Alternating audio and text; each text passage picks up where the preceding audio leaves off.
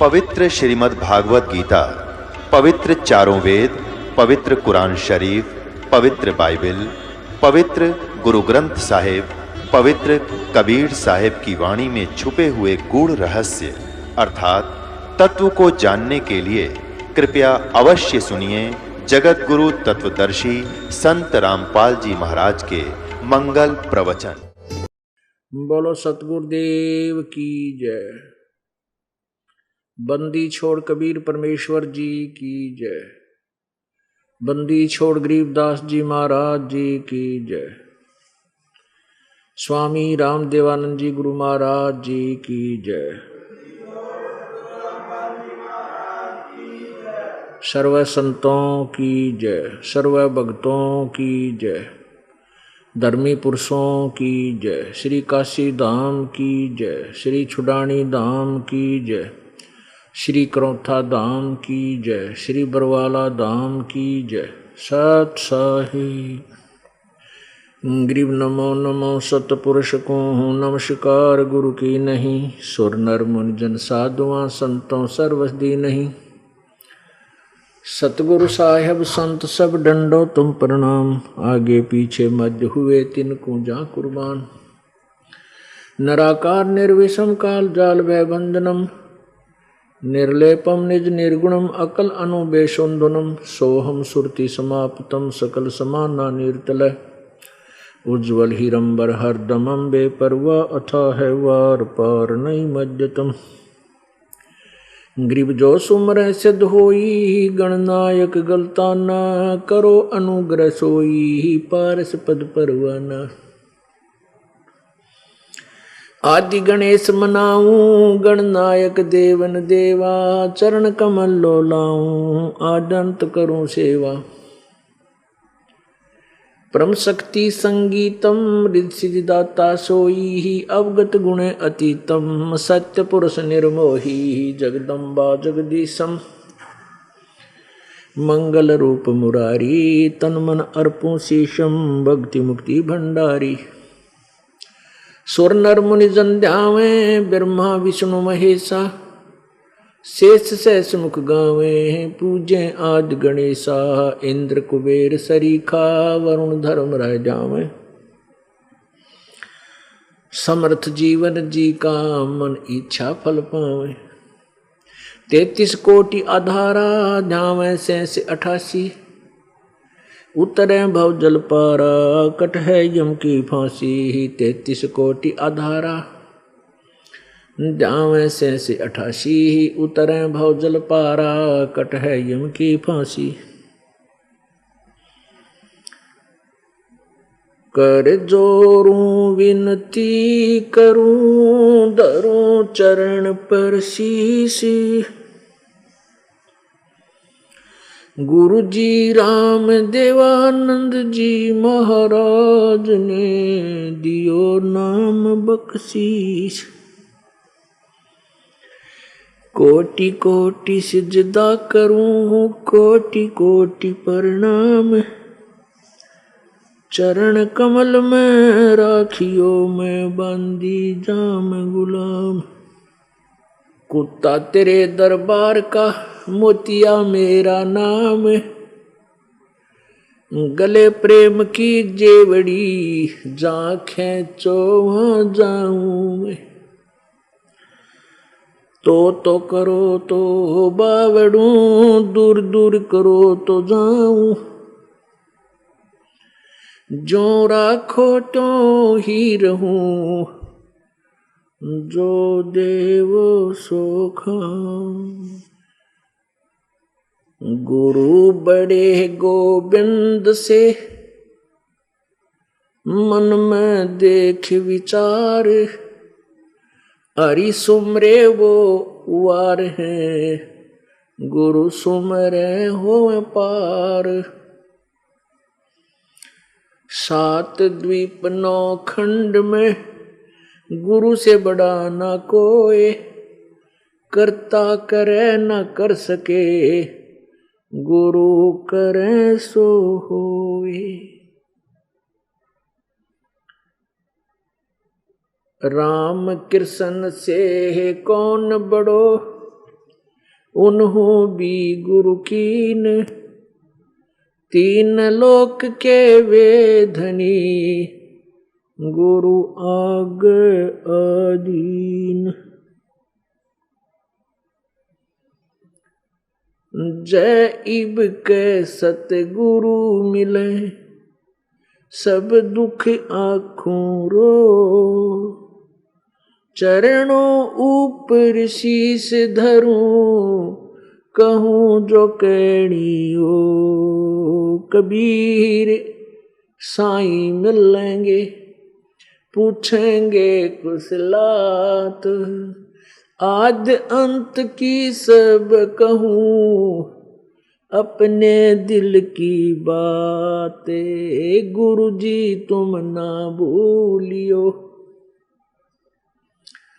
चाहे लाख लोग मिल जाएं, हमसे तुमको बहुत है, तुमसे हमको नहीं। कबीर तुमरे विसारे क्या बने, मैं किसकी शरण में जाऊं। शिव ब्रंच मुनि नारदा, इनके हृदय न समाऊं।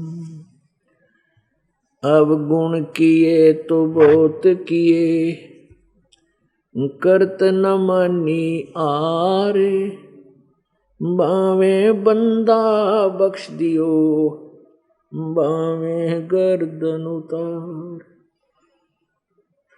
अब गुण किए तो बहुत किए,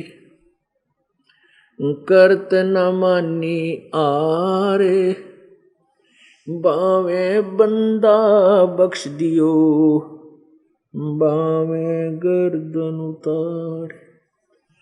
अब गुण मेरे बाप जी, बख्शो गरीब नवाजे, जो मैं पूत कपूत हूँ, बोड़ पिता को लाज।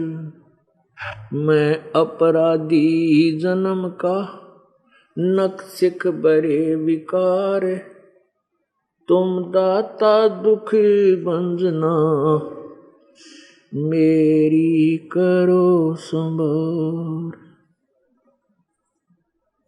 राम नाम रटते रहो, राम नाम रटते रहो, जब तक घट में प्राण, कब हो तो दीन दयाल के, भनक पड़ेगी कान। कबीर लूट सको तो लूटियो,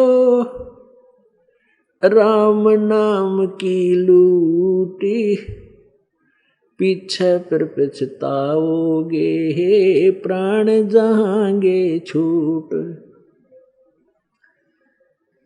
नहीं भरोसा देह का, विनस जावे छन माही, श्वास उश्वास में नाम जपो हो, और यतन कछु नाही। श्वास उश्वास में नाम जपो, व्यर्थ श्वास मत खो, ना जाने इसे श्वास को, आवण हो के न हो। वो पृथ्वीपति चकवे गए, जिनके चक्र चलंते, रावण सरीखे कौन गिने, ऐसे गए अनंत। सर्व सोने की लंका होती, रावण से रणधीरम, एक पलक में राज विराजी, वो जम के पड़े जंजीरम।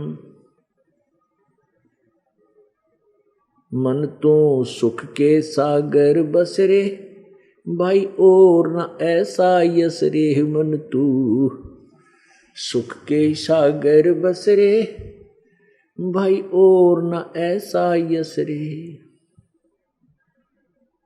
परम पिता परमात्मा, सर्व सृष्टि रचनहार, कुल मालिक, कबीर देव, कबीर प्रभु, अल्लाहु कबीर, अल्लाहु अकबीर, हक्का कबीर, गॉड कबीर, ये वही परमेश्वर है जिसने सर्व ब्रह्मांडों की रचना की और जिसने सर्व जगत की उत्पत्ति की। ये वही परमात्मा है जो आज से लगभग 600 वर्ष पूर्व बनारस में भारतवर्ष की पवित्र भूमि पर एक शिशु रूप धारण करके सन 1398 संवत 1455 में एक कमल के फूल पर लहर तारा तालाब में शिशु रूप धारण करके प्रकट हुए थे। और उस लीला में शरीर में जब वो बड़े हुए तो जुलाहे का कार्य करते थे, जिस कारण से वो धानक जाति से धानक जुलाहा कहलाए। वो परमात्मा हम सभी पुण्यात्माओं के, सभी आत्माओं के,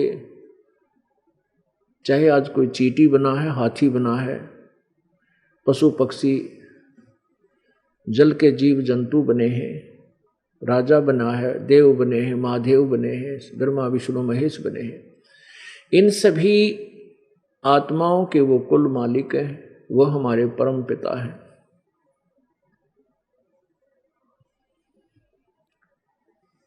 वो परमेश्वर हमें ये ज्ञान देना चाहते हैं यहाँ आकर के कि तुम यहाँ गलत स्थान पर फंसे हुए हो। ये काल भगवान की कैद है, जेल है, और तुम इसको जेल नहीं मान रहे हो।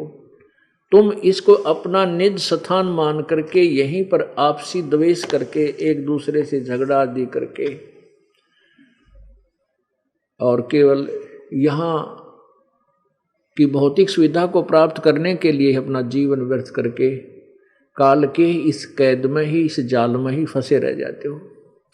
तुम यहाँ के रहने वाले नहीं हो, ये तुम्हारा ठीक ठिकाना नहीं है, वास्तविक स्थान नहीं है। आप सभी सतलोक से आए हो, और वो सतलोक वो सुख सागर है, वो सुख सागर है जहाँ कोई दुख नाम की चीज नहीं। समुद्र में जल के अतिरिक्त कोई भी वस्तु आपको दृष्टिगोचर नहीं होती। जहां देखे वहां जल ही जल, जल ही जल अथाह सागर। ऐसे ही उस परमेश्वर के सत्यलोक में जहां हम पहले रहते थे और जहां से हम अपनी गलती के कारण काल की कैद में फंस गए हैं, तो वहां कोई दुख नाम की चीज नहीं है। इसलिए उसको बेगमपुर भी कहते हैं, उसे सुख का सागर कहते हैं। वो सुख सागर की परिभाषा कैसे बताई जाती है कि उस लोक में जाने के बाद हम कितने सुखी हो जाएंगे। शंखों लहर मेहर की उपज, कहर नहीं जा कोई, दास गरीब अचल अविनाशी, सुख का सागर सोई। शंखों लहर मेहर की उपजे और कहर नहीं जा कोई। अपनात्मा कभी कभी किसी दिन विशेष को एक कुछ समय आत्मा में एक ऐसी हिलोर उठती है, ऐसे शुद्ध विचार उत्पन्न हो जाते हैं कि कोई भी हमें बुरा नजर नहीं आता, किसी के प्रति द्वेष नहीं होता, शत्रु के प्रति भी द्वेष नहीं रहता, सब अपने से लगते हैं। वो सब के ऊपर जो मेहर और फिर जो आत्मा को आनंद था उसमें, उसको मेहर की लहर कहते हैं। और वो अक्षीणिक होती है, कुछ सेकंड की होती है, फिर वो बनाए से भी नहीं बन पाती, कितनी चेष्टा कर ले। उस मेहर की लहर के चले जाने के उपरांत वही कहर की लहर प्रारंभ हो जाती है। पता नहीं क्या क्या हमारे ऊपर टेंशन बनी हुई है, मानसिक परेशानियां। वो ऐसे कर देगा, मैं उसको ऐसे कर दूंगा, वो घाटा पड़ गया है, ऐसे हो गया, वैसे हो गया, बच्चा फेल हो गया, लड़की ब्याही थी, अनबन चल रही है, बटेऊ यानी दामाद शराब पीता है, बेटी को तंग करता है, यानी ना जाने कितने प्रकार के कहर इस आत्मा पर टूट जाते हैं। तो परमात्मा हमें ये बताना चाहते हैं कि तुम यहाँ काल के जाल में फंसे, अब इस कांटेदार झाड़ियाँ के जंगल में हम उलझ गए तो कांटे तो लगेंगे ही लगेंगे। ये स्थान है ही नहीं जिसको हम बगीचा मान कर आए थे। हाँ, जब हम उस बाग बगीचे में चले जाएंगे वहाँ कांटे नहीं, छाया, शीतल हवा, शीतल छाया, ठंडी हवा, खाने को फलदार वृक्ष वहाँ मिलेंगे उस बाग में जाने से। हम बाग के स्थान पर हम कांटेदार झाड़ियों में फंसे हुए हैं। हमारे परमात्मा हमें रास्ता दिखाने आए हैं कि तुम इस बबूल के बन से, इस किक्कर के बन से निकल कर बाग में चलो, वहाँ तुम्हें हर सुविधा होगी। तो क्या बताते हैं कि शंखों लहर मेहर की उपजे, आत्मा गद गद रहती है, कोई द्वेष नहीं, वहाँ कोई भाई बंटवारा नहीं, किसी चीज का अभाव नहीं, फिर राग ना द्वेष बने। अपने आत्मा आप यहाँ आते हो इस सतलोक आश्रम बरवाला में, आप यहाँ एक दिन रुकते हो, 2 दिन रुकते हो, 4 दिन रुकते हो या 2 घंटे रुकते हो, आपको यहाँ किसी प्रकार का कोई किसी से द्वेष नहीं, ना किसी से राग बनता। क्यों नहीं बनता? क्योंकि यहाँ सबको समांतर वस्तु उपलब्ध है। एक जैसे मैट पर बैठना है, एक जैसा भोजन भंडारा सब बहन भाइयों को एक जैसा वितरित होता है, सबको एक जैसी सुविधाएं हैं और उपलब्ध हैं। तो यहाँ राग द्वेष किस लिए बनेगा? और यहाँ भी राग द्वेष बनाता है तो वो भक्त नहीं है, बालक बुद्धि है उसकी। तो ऐसे ही सतलोक में जाने के बाद किसी चीज की, आप यहाँ आगे, आपने ना तो दाल लेने की चिंता, ना सब्जी के रेट पूछने की चिंता, ना दूध की, ना दही की, सारी चीज उपलब्ध आपको ऑलरेडी मिलती है। तो आप यहाँ एक रिहर्सल समझो उस परम पिता के सच्चे लोक की, ये एक सैंपल समझो, ये एक जो है देसी भाषा में नमूना है ये उसका। और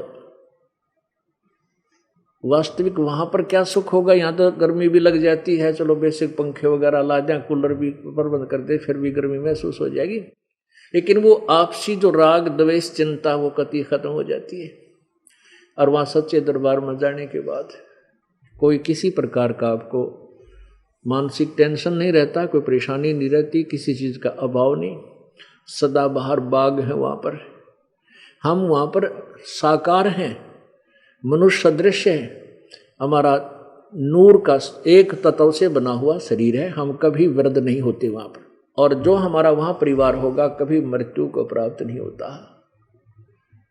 पुण्यात्माओं, हम यहाँ कितने दुखी हैं, किसी की टांग कट रही है, किसी की आँखें से नहीं दिखता, अंधा हो गया, किसी को कोई परेशानी, किसी को कोई परेशानी। और फिर भी यदि हम यहाँ मरे नहीं और हमारा परिवार ना मरे, हम इन कष्टों को फिर भी सहन कर लें, हम इसे ढीठ हो लिए, इन दुखों को हम सहन करने के आदी हो गए, ये दुख भी और फिर मृत्यु भी, या डबल दंड मिला, हमें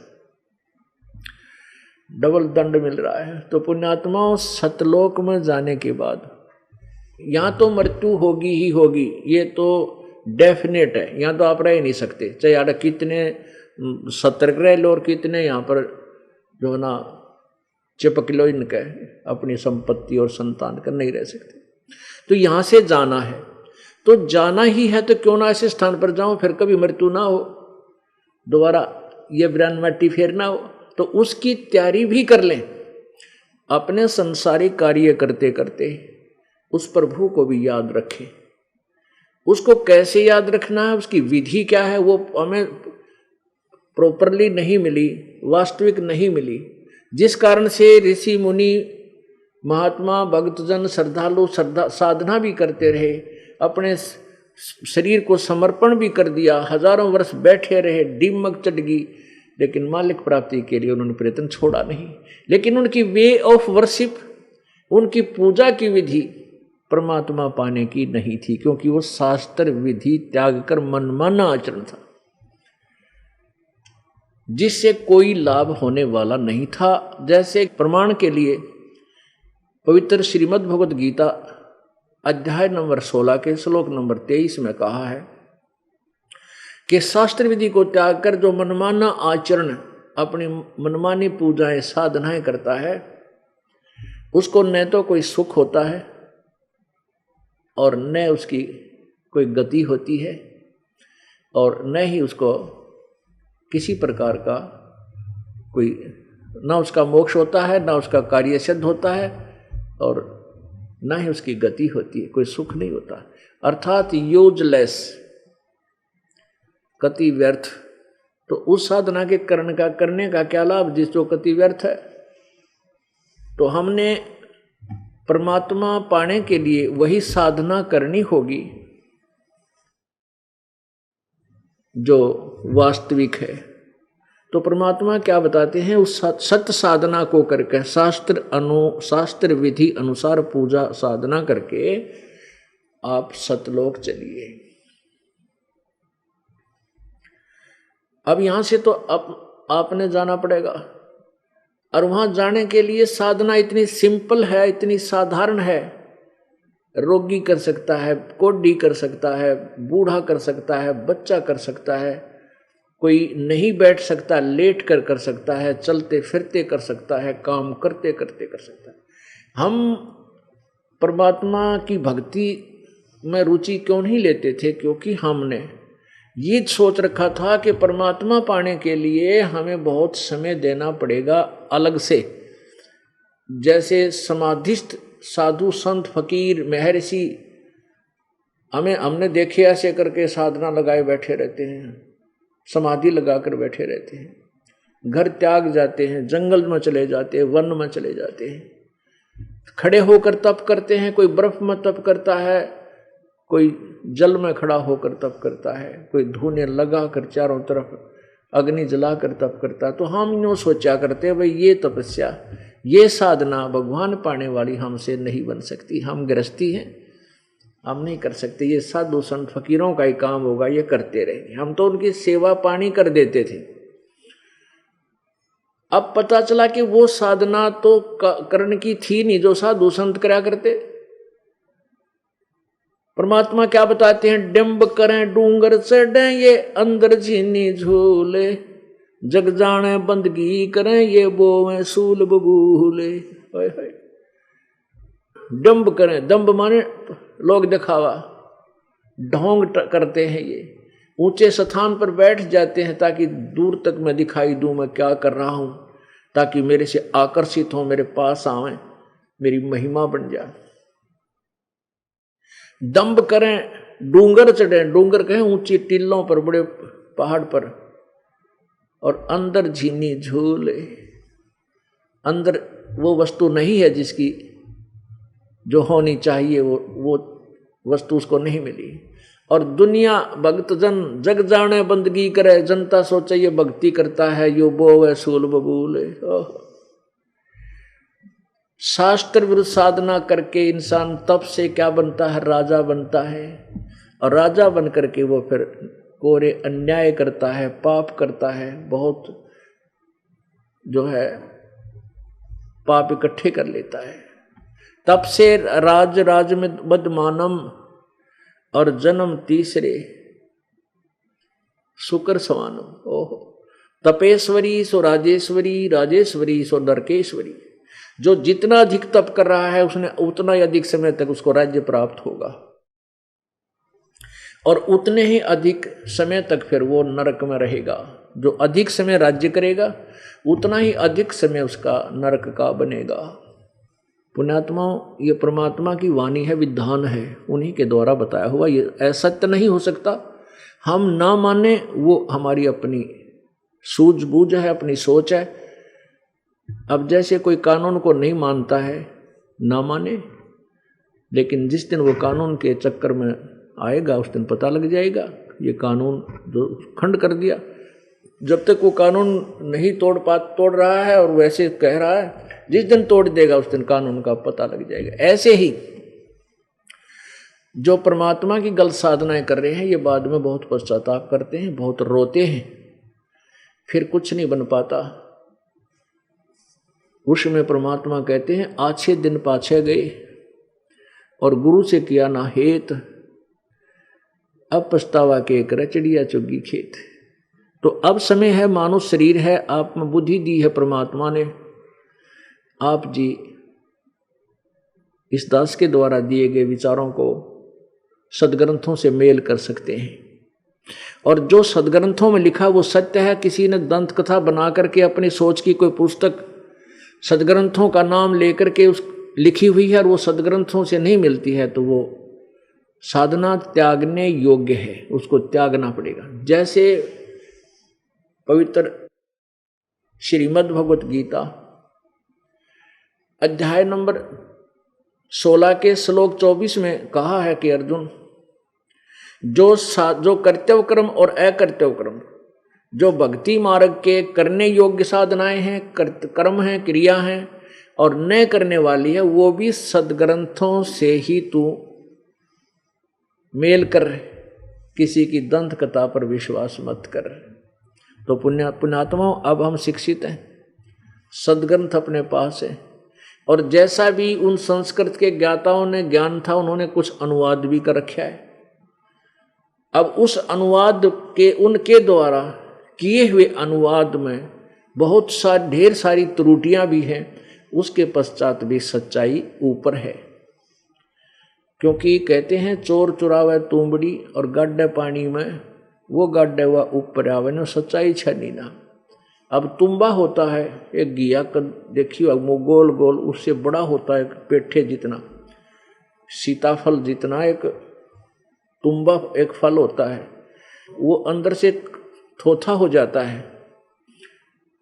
और उसको कहते किसी ने किसी की तुंबड़ी चुरा ली, वह तुम्बा, और उसको पानी में छुपाने लग गया, नीचे गाड़ का आवा जमीन में, और वो ऊपर आवे इतना वह साथ ही ऊपर आ जावे, वह नीचे नहीं रुक पा रही, पानी में छुपाने की चेष्टा कर रहा है उसको, और उसका स्वभाव है वो फ्लोटिंग है, वो पानी में नीचे नहीं रह सकती। ऐसे ही कहते हैं इन अज्ञानी ऋषियों, संतों, गुरुओं ने सदग्रंथों में लिखे हुए सत्य को अपनी अनजान सोच के आधार से घुमा फिराकर उसको खराब करना चाहा, मिटाना चाहा, छुपाना चाहा, लेकिन फिर भी वो छुपा नहीं सके। कितने अक्षरों को गलत अनुवाद करें, कहीं ना कहीं उन्होंने सच्चाई को लिखना पड़ा। तो ऐसे ही परमात्मा कहते हैं चोर चुराई तुंबड़ी, वो चोर थे जिन्होंने सदग्रंथों का ज्ञान नहीं था और विद्वान पा के गया अपने आप को, मैं ऋषि को वहां थे, गुरु को कहलाते थे, वो परमात्मा के चोर थे। तो उन्होंने तुंबड़ी यानी सत्य ज्ञान को दबाने की चेष्टा की, लेकिन वो छुप नहीं पाई, ऊपर आ गई। तो इसलिए लिखा है कि गीता जी अध्याय नंबर 16 के श्लोक 24 में कि इससे तेरे लिए कर्तव्य और अकर्तव्य के निर्णय के लिए भी सदग्रंथ ही प्रमाण है और नहीं। तो पुण्यात्माओं, परमात्मा क्या बताते हैं, भाई और बात तेरे काम न आवे, तू संतों शरण लाग रे, के सोए गफलत में बंदे, जाग जाग नर जाग रे, जाग जाग नर जाग रे, और बात तेरे काम न आवे, सतगुरु शरण लाग रे, के सोए गफलत में बंदे, जाग जाग नर जाग रे, जाग जाग नर जाग रे। पुण्यात्माओं, अब हमने जागना किस चीज से है? हम अज्ञान अंधेरे में और मोह ममता की नींद में सोए पड़े हैं। हम इस झूठे सुख को सुख मान रहे हैं। परमात्मा कहते हैं झूठे सुख को सुख कहे, ये मान रहा मन मोद, ये सकल बिना काल का, भाई कुछ मुख में कुछ गोद। ओह, पवित्र गीता जी अध्याय नंबर 11 के श्लोक नंबर 32 में गीता ज्ञान दाता ये ब्रह्म काल रूपी ब्रह्म श्री कृष्ण जी के शरीर में प्रेतवत प्रवेश करके प्रेत की तरह और कह रहा कि अर्जुन मैं काल हूं, मैं काल हूं, कालस्मि, और मैं सबका नाश करने के लिए परवर्त हुआ हूं। पुण्यात्मा एक तो ये बात विचारनी है कि श्री कृष्ण काल नहीं थे। यदि श्री कृष्ण काल होते तो पहले भी कभी कहते मैं काल हूं, या उसके बाद कभी कहा हुआ गीता जी के ज्ञान के बाद कभी कहा हो मैं काल हूं? नहीं, वो तो एक सतोगुण अच्छी आत्मा विष्णु अवतार थे, वो काल नहीं थे। काल तो वो है जो इस 21 ब्रह्मांड का भगवान है, मालिक है, स्वामी है, जिसको सर्वब्रह्म कहते हैं। सर्वब्रह्म, क्षर ब्रह्म, हम उसको क्षर ब्रह्म कहते हैं अपने लोकल लैंग्वेज में। और ज्योत स्वरूपी निरंजन भी इसी का नाम है, काल का। इस काल को श्राप लगा हुआ है, साप लगा है 1 लाख मानव शरीरधारी स्त्री पुरुष के शरीर सूक्ष्म शरीर से गंध निकाल के तपस्या पर भून के उस गंध को खाता है। इस प्रकार यो 1 लाख मानव शरीरधारी प्राणियों को नित्य आहार करता है। उसके लिए इसने अपने तीनों पुत्रों रजगुण ब्रह्मा, सतगुण विष्णु, तमगुण शिव जी से ये अपना सिस्टम फिट कर रखा है, ये अपना शासन चलवा रखा है, व्यवस्था बना रखी है। तो वो काल कहता है कि मैं सबको खाऊंगा, और अर्जुन तू ना लड़ेगा तो भी मारूंगा, ये तो मैंने मारने हैं। अपने आत्मा विचार करो, गीता जी अध्याय नंबर 11 के श्लोक 21 में अर्जुन कहता है हे परमात्मा, आप तो इन ऋषियों को भी खा रहे हो, देवताओं को भी खा रहे हो, और आप ही के ये स्तुति कर रहे हैं, पवित्र आपसे ही मंगल कामना कर रहे हैं, वेदों के मंत्रों से स्तुति करके आप तो इनको भी खा रहे हैं।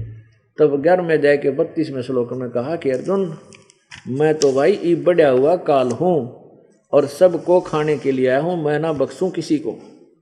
अब पुण्यात्माओं ये चीज़ देखनी, परमात्मा कबीर देव जी यही कहना चाहते हैं, परमात्मा कबीर जी यही समझाना चाहते हैं कि भाई तुम इस काल के जाल में फंसे हो और तुम इसको परमात्मा मान बैठे। परमात्मा और है, परमात्मा का अर्थ होता श्रेष्ठ आत्मा। और जो 1 लाख इंसान, 1 लाख प्राणी रोज खाओ, वो परमात्मा नहीं हो सकता। लेकिन हमारा और कोई विकल्प नहीं, इसलिए हमने इसको भगवान मान लिया, स्वामी मान रखा है। और जब तक हम इसके जाल में हैं, इसके कंट्रोल में है, तो ये हमारा स्वामी भी है, लेकिन ये परमात्मा नहीं। अब क्या बताते हैं कि झूठे सुख को सुख है ये मान रहा मनमोद, ये सकल जबीना काल का, कुछ मुख में कुछ कोद। इस परमात्मा के उस सूक्ष्म वेद का, सूक्ष्म वेद का, परमात्मा के सूक्ष्म वेद के एक सेंटेंस को, एक अमृतवाणी को, एक दोहे को क्लियर करने के लिए अब इतना बड़ा उदाहरण देना पड़ेगा कि शायद 2 घंटे में पूरा ना हो, और तभी ये तत्व ज्ञान स्पष्ट होगा। अब क्या बताया है कि जैसे गीता जी अध्याय नंबर 15 की और श्लोक नंबर 16 में कहा है कि इस संसार में 2 प्रभु हैं, 2 पुरुष हैं, 2 भगवान हैं, एक क्षर पुरुष और एक अक्षर पुरुष। और इन दोनों का तथा इनके अंतर्गत जितने प्राणी, सबका स्थूल शरीर नाशवान है और जीवात्मा अमर सबकी होती है। आगे 17वें श्लोक में 15वें अध्याय गीता जी में कहा है कि उत्तम पुरुष तु अन्य और परमात्मा इति उदारते। वो उत्तम पुरुष जो श्रेष्ठ भगवान है, वो तो कोई और है जिसे परमात्मा कहा जाता है। वास्तव में वो परमात्मा है। अब परमात्मा की डेफिनेशन, परमात्मा की भूमिका, परिभाषा आपके स्पष्ट की जा रही है, आपके समक्ष स्पष्ट की जा रही है कि परमात्मा किसे कहते हैं। परमात्मा इति उदारते, जिसे परमात्मा कहा जाता है। और यह लोकत्रयम् आविश्य विभर्ति अव्यईश्वर, जो तीनों लोकों में प्रवेश करके सबका धारण पोषण करता है, वो वास्तव में वो अविनाशी परमात्मा भगवान है, प्रभु है। सब भगवानों, ईश्वर माने भगवानों का, इन उसके जितने भी अंतर्गत उसके जो अंतर्गत स्वामी आते हैं उन सब का मालिक है। अब गीता जी अध्याय नंबर 15 के श्लोक नंबर 16 और 17 में 3 परमात्मा प्रमाणित है, लेकिन उन 2 को, सरपुरुष को और अक्षर पुरुष को, इनको परमात्मा नहीं कहा। अब 3 भगवान हैं, 3 स्वामी, 3 प्रभु हैं, लेकिन तीसरे को जो उत्तम पुरुषत्व अन्य, जो ऊपर 2 ऊपर वर्णित दोनों से अलग है, भिन्न है, वो पुरुष यानी वो प्रभु और है, जिसको परमात्मा कहा जाता है। अब परमात्मा किसे कहते हैं? अब यहां आना, अब जैसे कसाई बकरे पालता है, अब उसने बहुत बड़ा एक चरागाह बना रखी होती है अपने बकरे और बकरियों के लिए, और उन बकरे बकरियों को मेल फीमेल वहां रखता है जो अपने उन तीनों गुणों से प्रभावित होकर, जो श्री रजगुण ब्रह्मा जी से निकल रहा है और सतगुण विष्णु जी से और तमगुण शिव जी के आधार पर, वो सभी जीव वहाँ उन्हीं आधार से अपने संतान संपत्ति मोह ममता, बच्चों में एक ममता, एक दूसरे से राग द्वेष, खेचम खेचा, टकरम टकरा, वो तमोगुण से, तो वो उस सब उसके अंदर ऐसे रहते हैं। और वो कसाई जो है उनसे ही संतान उत्पत्ति करवाता है, और उनके लिए वहाँ बहुत अच्छी चरागाह बना रखी है, घास बढ़िया चारा डालता है, एक छोटा सा तालाब बना रखा होता है जहाँ वो जलपान करते हैं, और उनके पानी पीने की व्यवस्था होती है। तो वो बकरे और बकरियां उस कसाई को इन सुविधाओं के उपलब्ध कराने के कारण अपना मालिक मान रहे हैं, अपना भगवान मान रहे हैं। और वो जब आते हैं, वो कसाई वहाँ आता है बकरों में, तो बकरे उसके पास पहुँच जाते हैं, प्यार देना चाहते हैं, उसे ऐसे ऊपर ने पैर करके उसे अपना जो ना प्यार जताते हैं। और वो ऐसे हाथ लगा कर देखता है, वो बकरे सोचे वो तुम्हें प्यार करता है, और वो चाटते हैं उसके हाथ को प्यार से। और वो कसाई देख रहा है यो कितने किलो का हो गया, वो ये देखता है यो मांस कितना हो गया, इसमें कितने का बिकेगा। अब पुण्यात्माओं, यहाँ ये काल जो है, ये ब्रह्म क्षर पुरुष, ये इसका प्रथम रूप तो पुरुष जैसा है, जो भगवान के सदिक है, परमात्मा नजर आवे, लेकिन इसका परम रूप काल है। अब परम रूप काल क्यों कर है? वह सही असली काल, परम माने श्रेष्ठ रूप था इसका, काल है, सबको खाता, किसी को नहीं बख्शता। अब प्रथम रूप भगवान जैसा कैसे नजर आता है ये काल, कि जैसे कितनी बड़ी पृथ्वी, ओहो, और कितनी सुंदर दिन रात बन रहे हैं, शीतल हवा चल रही है, स्वच्छ हवा दे रखी है, बाग बगीचे फलदार वृक्ष हैं, और झरने बह रहे हैं, किधर दरिया बह रही है, कहीं पहाड़ बनाया है, कहीं सुंदर नज़ारे बना रखे हैं। तो हम घूम फिर कर सैर सपट्टा करके न सोचा, हाँ ऐसे सोचते हैं कि भगवान ने पड़ा है, कितनी अच्छी, कितनी सूझबूझ से सब सुविधा हमें दे रखी है। लेकिन हम जीव हैं, हम भूल जाते हैं कि उसका बेटा मर गया, उसकी बेटी मर गई, उसका एक्सीडेंट हो गया, 3 प्राणी एक परिवार के मर गए, उस क्षेत्र में फ्लड आ गया और वहाँ पर इतने डूब गए, 50 मर गए, एक जगह भूकंप आ गया, 1 लाख मर गए। तो यूँ क्या हो रहा है? क्या भगवान ऐसे काम किया करता है? तो या इतनी बुद्धि हमारी काम नहीं करती, फिर ये भगवान है तो इसे जुल्म क्यों हो रहे हमारे ऊपर? अब ऋषि महर्षियों के पास जाते थे, वो कहते हैं तुम्हारे कर्म का दंड है, ये तो भोगना ही पड़ता, जन्म मृत्यु तो यहाँ बनी ही रहेगी। बिल्कुल ठीक है, जब तक आप इस काल लोक में रहोगे जन्म मृत्यु आपकी सदा रहेगी, लेकिन एक ऐसा स्थान भी है जहां पर जन्म मृत्यु कभी नहीं होती, उसको हम भूल गए। अब जैसे पवित्र विष्णु पुराण में आप देखिएगा, इसमें कहा है कि विष्णु का प्रथम रूप तो पुरुष है। अब देखिएगा, पवित्र विष्णु पुराण क्लियर करेगी कि भगवान विष्णु जो है इसका ये यानी महाविष्णु, इसको ये ऋषि जन पाराशर जी जो इसके विष्णु पुराण के वक्ता हैं, ये तत्व ज्ञान से अपरिचित होने के कारण विष्णु कभी तो उस काल को महाविष्णु बोल रहे हैं, कहीं विष्णु बोल रहे हैं, कहीं काल बोल रहे हैं, कहीं परब्रह्म बोल रहे हैं और कहीं ब्रह्म बोल रहे हैं। कहते हैं सतगुरु बिन काहुन पाया ज्ञाना, जो थो था बुस छड़े मूड किसाना। गुरु बिन वेद पढ़े जो प्राणी, समझे न सार रहे अज्ञानी। सतगुरु के बिना जो वेदों को पढ़ते हैं वो सार नहीं समझ सके, अज्ञानी रह गए।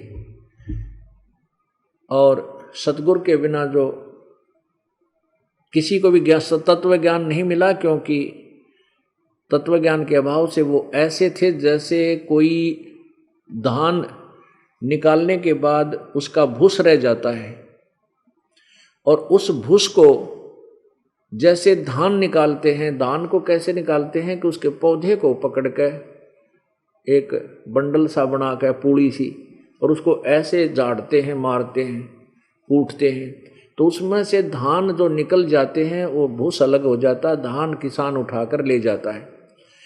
और कोई जिसे ने भांग भूंग पी रखी और वो नकल करे उस फिर भूस धान निकाले हुए भूस को, थोथे भूस को, और ऐसे ही प्रयत्न कर रहा है, वही क्रिया कर रहा है, तो वो अज्ञानी है।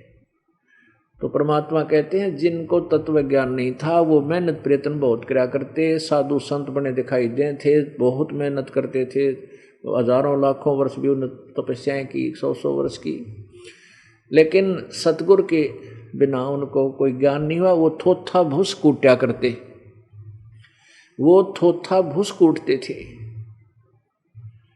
तो ऐसे ये ऋषिजन थे, सारे तत्व ज्ञान से अपरिचित थे, टोटली कंप्लीटली। ये सत्कर मान लेना, क्योंकि अभी तक हम इनको बड़े महापुरुष विद्वान और वेदों के तत्व ज्ञाता समझते थे, जिस कारण से आज ये बातें एक बार खटकती हैं, लेकिन कति खटक खत्म कर देगा ये दास, आपको प्रमाण दिखा दिखा कर सच्चाई सामने आएगी। अब देखिएगा श्री विष्णु पुराण, ये देखिएगा श्री विष्णु पुराण गीता प्रेस गोरखपुर से प्रकाशित है। इसके कौन है प्रकाशक ये भी दिखाते हैं।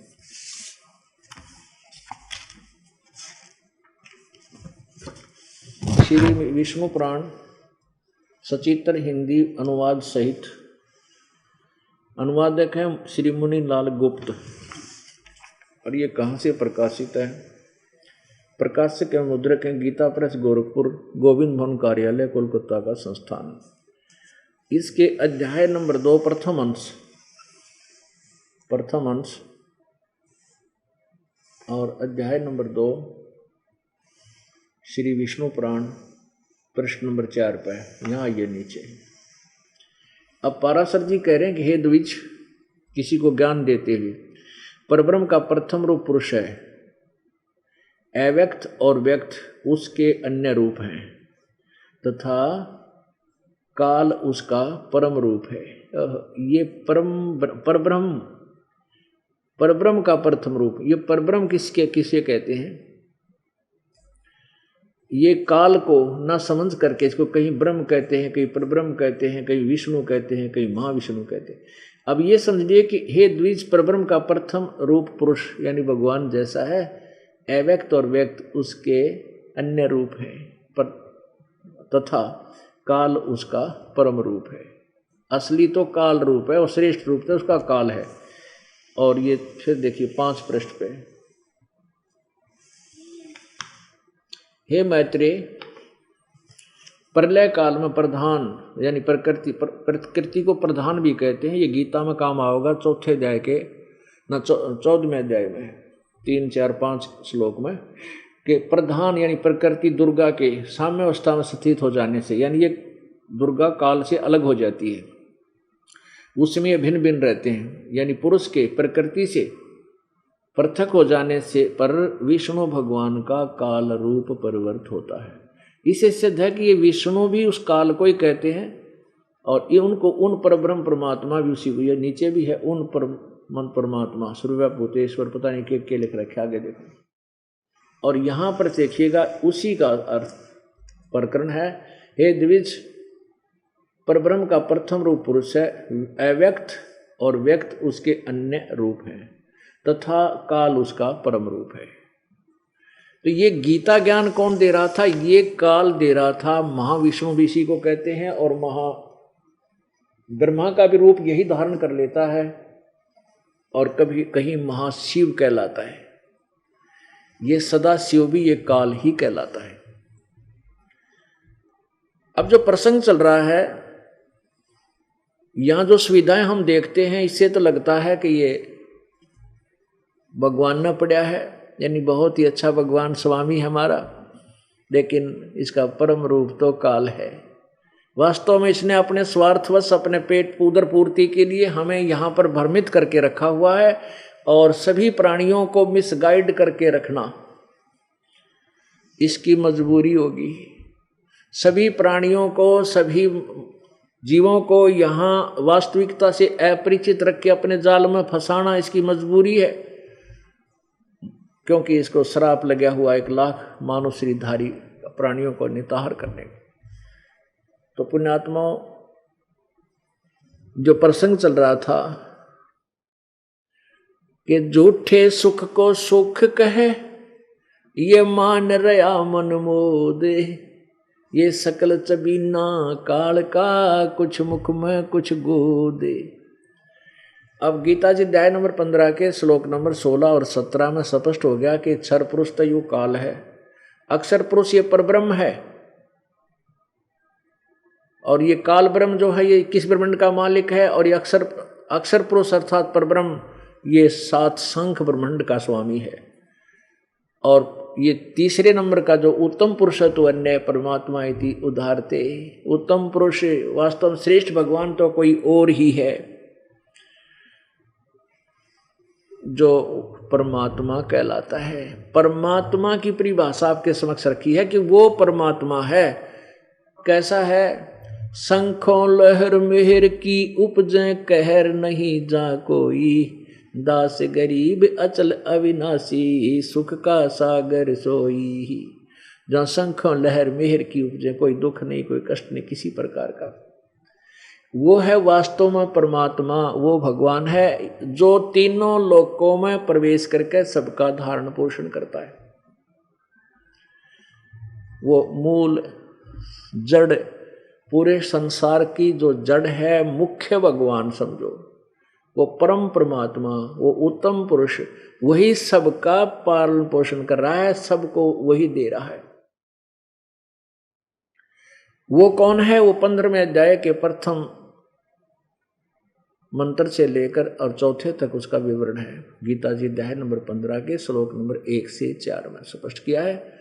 ऊपर को जड़, मूल रूप परमात्मा, परम अक्षर ब्रह्म है।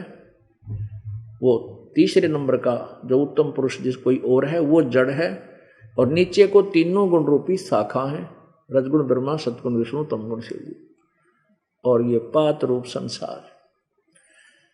तो यहाँ प्रसंग चल रहा था, सर्व सोने की लंका होती रावण से रणधीरम, एक पलक में राज बिराजी जम के पड़े जंजीरम मन तू, सुख के सागर बस रे भाई और ना ऐसा यश रे।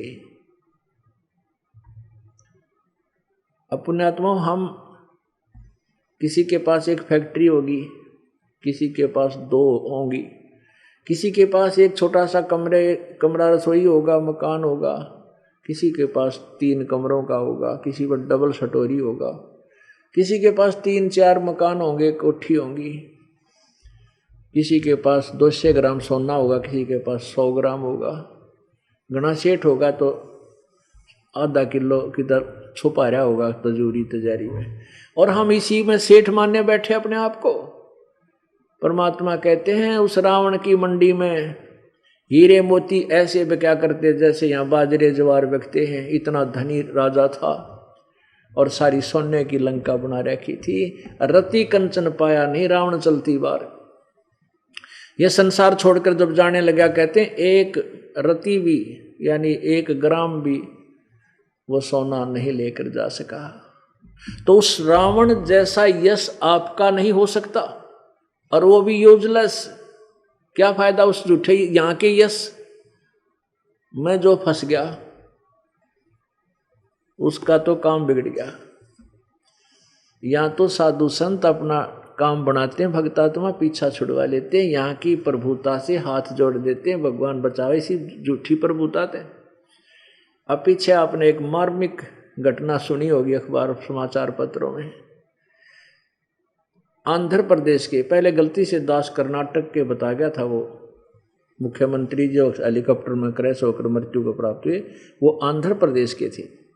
आंध्र प्रदेश के मुख्यमंत्री जी, और कितनी प्रभुता होती है एक मुख्यमंत्री की, कितना यश होता है। और कहते हैं एक पलक में राज विराजी, जैसे रावण के विषय में कहा, एक पल में राजा से विराज हो गया, राज रहित होया और पड़ी काल की फांसी। और इव काल के हाथा चढ़ गया, भक्ति ठीक करी को नहीं। और अब पशु पक्षी योनियों में जाएगा, वहाँ कोई नहीं साथ होगा, ना कोई मंत्री होगा, ना कोई रीडर होगा, ना कोई सलाहकार होगा, एकला पिटेगा वहाँ पर। ये कोई भी प्राणी है जो भक्ति नहीं करके गया। अब उसके कितना यश था, एक पलक में सर्व सोने की लंका होती रावण से रणधीरम, एक पलक में राज विराजी फिर काल के पड़े जंजीरम। वह काल की जंजीर न्यो की न्यो रहेगी, हम के दूध पकड़ के ले जाएंगे। अब कहाँ गिरी वो सब, उस राजा का, मुख्यमंत्री जी का थोड़ा बहुत सांस अगर बचे हुए होंगे, नीचे गिर भी गया होगा जीवित, थोड़ा कोई पानी पेनिया नहीं, कोई फर्स्ट एड करनिया कोई ऐसे जंगल में दे मारा ठाक काल ने। तो पुण्यात्मा परमात्मा कहते हैं हाथ जोड़ लो, इसे यहाँ की प्रभुता। तो 1 सेकंड में ये धोखा दे रखा हमारे को, काल ने हमारे को मूर्ख बना कर रखा हुआ है, हमारे पुण्य, और हमें ही बर्बाद करवा देता है। किसी का बुरा करते हैं, किसी का भला करते हैं। अब भला करना तो राजा का कर्तव्य, लेकिन बुरा करना उसके पाप है। पर राजा को पाप ही पाप मिलता, बेनिफिट कोई नहीं मिलता यदि वो भक्ति नहीं करता है। और भगवान से डरने वाला राजा अन्याय नहीं कर सकता, राज रहो या मत रहो। और राज्य को उतने दिन ही रहना जितने दिन परमात्मा ने लिख रखे, आपसे पहले और पीछा कोई नहीं कर सकता। लेकिन हम भगवान के विधान से अपरिचित होने से स्वयं अपनी सूझबूझ से अपनी रक्षा, अपना राज्य को बचाने की चेष्टा में पाप गढ़े कर देते हैं। जैसे कंस को आकाशवाणी होगी थी जब वो अपनी बहन और बहनोई को विदा करने जा रहा था, शादी के बाद रथ में बैठाकर प्रेम से ले जा रहा था अपनी बहन को। आकाशवाणी होगी कि तेरी बहन से के गर्भ से तेरे को मारने वाला उत्पन्न होगा, 8वीं संतान जो होगी तेरे को मारने वाला उत्पन्न होगा। अब उसी समय वही रथ रोक दिया और तलवार निकाल ली, बहन और बहनोई को दोनों को मारने को तैयार हो गया। तब उन्होंने हाथ पैर जोड़ दिए कि आप बहन को मत मार, पाप लगेगा। हमें क्यों मार रहा है, आप हमें अपनी कैद में डाल लो, हमें मारो मत। तो इस बात पर उसका सलाह हुई, इस बात के ऊपर उनका फैसला हुआ कि जितनी भी संतान हमारी होगी उनको तू मार देना, हमें ना मारे दे। हमें जीव कितना प्यारा है अपना, अपनी जान हमें कितनी प्रिय है कि हमने अपनी संतान को भी उसको देना मंजूर कर दिया कि हमें ना मारना, हमें छोड़ दे। अब वो होना ही था ऐसा। तो उसने, कंस ने दोनों अपने बहन और बहनोई को अपनी कैद में, कारागार में डाल दिया, और जो भी पुत्र या पुत्री हुई उसी को काट दिया, मार डाला। इसलिए कि अपना जीवन रक्षा के लिए, अपने राज्य को बचाए रखने के लिए। उसको कोई समझाने वाला होता कि कंस मृत्यु तो तेरी होएगी, कोई संत होता और उसको मुंह तोड़ के कह देता कंस तेरी मृत्यु होगी।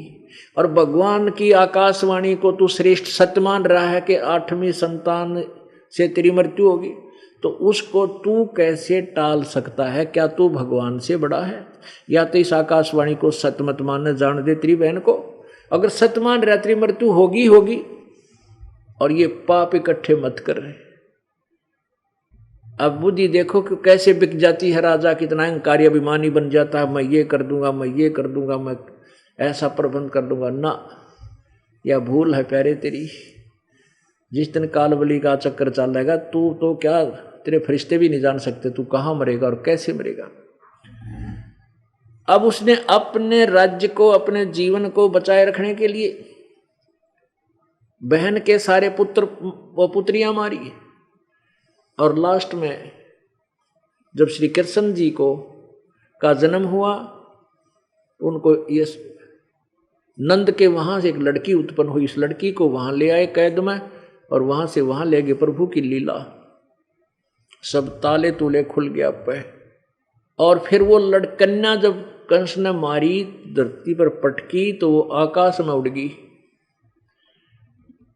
जाते समय कहा कि कंस तेरे मारने वाला उत्पन्न हो चुका है, एक और इंजेक्शन ला दिया काल में उसके।